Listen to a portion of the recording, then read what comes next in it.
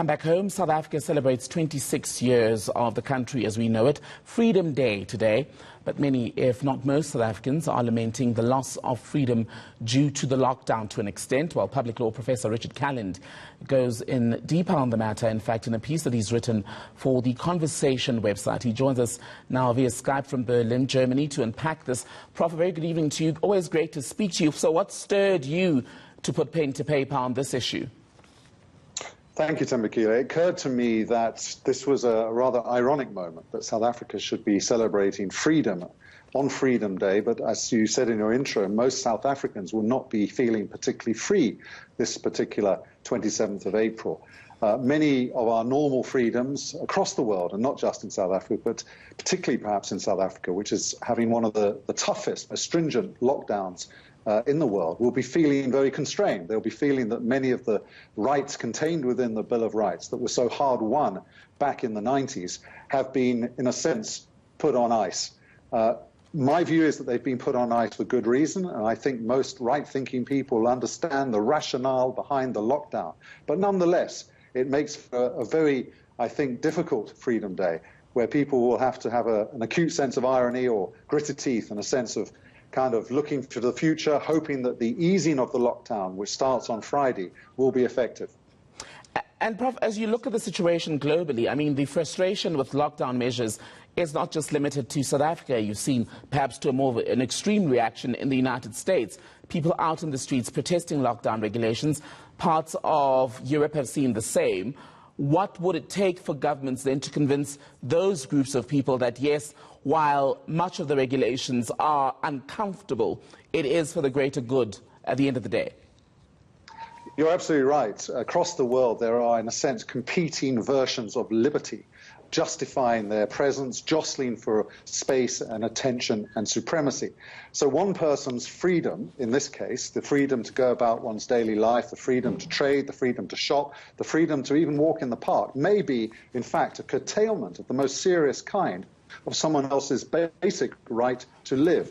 If a person unwittingly or carelessly passes on this very deadly disease, then the effect on someone else's life, if particularly they have a vulnerability, an underlying condition, may be devastating. And so that basic freedom, the right to live, the right to dignity, may be threatened. And therefore, I think the curtailment of certain rights in the short term is justified. And of course, this isn't just about freedom of movement or freedom of assembly. It's also more subtle rights, such as freedom of data protection or freedom of privacy.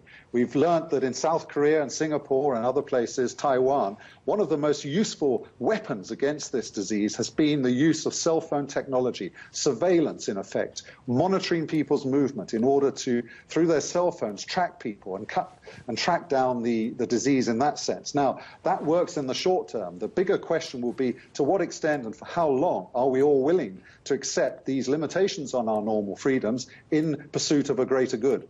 Would one be right then, Prof, to read some of the frustration and outrage at some of these measures and link them to a general distrust that citizens have where politicians are concerned, especially when power is ceded to the establishment?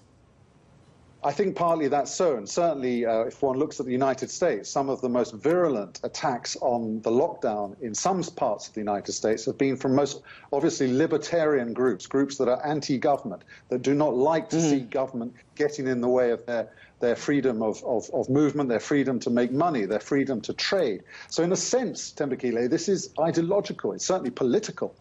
This is not just about the medical science, although my view is the best leadership around the world is being guided by the medical science, is not allowing interest groups to push and muscle their way into this. Governments have to make tough decisions. They have to balance competing rights here. In the short term, they have to, I think, persuade people that they should be trusted, that they should be enabled to reduce freedoms in pursuit of a greater good, which is stability and long-term public health integrity. Lastly then, on reshaping the world, because that's been one of the other themes in the COVID-19 discussion. I'm wondering, what world do you imagine post the pandemic, maybe say in 5 to 10 years? How are we likely to change, not only socially, but politically and economically?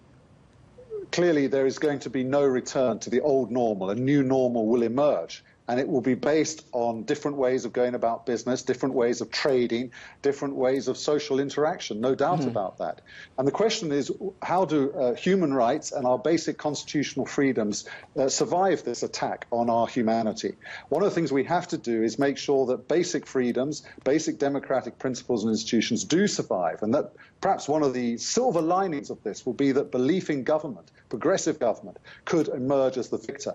We have to remember that it was after 1945 and the last World War that a great new consensus around the welfare state emerged, the Beveridge Report in Britain and elsewhere. And there were big progressive changes in the way in which government governed and people trusted government to govern. So that's one possibility. But to be honest, Mbakile, no one really knows. There are huge uncertainties out there, and we are finding our way every step of the way. Professor Richard Calland in Berlin, stay safe. Always good to speak to you.